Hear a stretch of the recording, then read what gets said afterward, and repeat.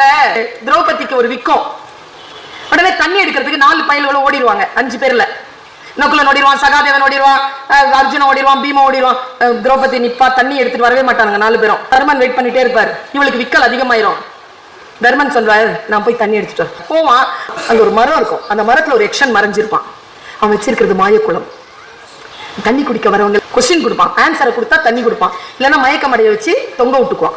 பசிக்கும் போது சாப்பிடுவான். 4 பேரும் அங்க தொங்கிட்டு இருக்காங்க, மயமா இருக்காங்க. தர்மனுக்கு தெரியாது. நேரா தர்மன் வந்து உட்காருவான். தண்ணி இங்கதான் இருக்கு, பயல்வெளியும் காணோம், இல்லையே இவ்வளவு ஃப்ரீயா இருக்குது, காத்தே இல்லாம இருக்கு, கல்லு மாதிரி இருக்கு தண்ணி, என்னது இது? கொஞ்சம் யோசிப்பாங்க. கொஸ்டின் பேப்பர் வருது, மேல இருந்து ஒரு இலை துங்குன்னு விழுது. என்னடா இது, இலை கல்லு மாதிரி விழுது. கல்ல பார்த்துட்டே இருக்கும் போது இலையினுடைய பகுதி தண்ணியில பாதி தரையில பாதி அப்படி நகர்ந்து போகுது. தரையில இருக்கிறது மஞ்சள் ஆகுது, தண்ணியில இருக்கிறது சிவப்பாகுது. சிவப்பு மீனாகுது, மஞ்சள் பகுதி குருவி ஆகுது.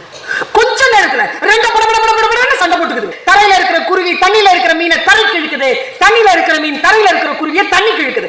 2 சண்டை வரும்போது கொஸ்டின் கேட்கிறான் அவன், எது வாழும்? பதில சொல்லி தண்ணி எடுத்துட்டு போ.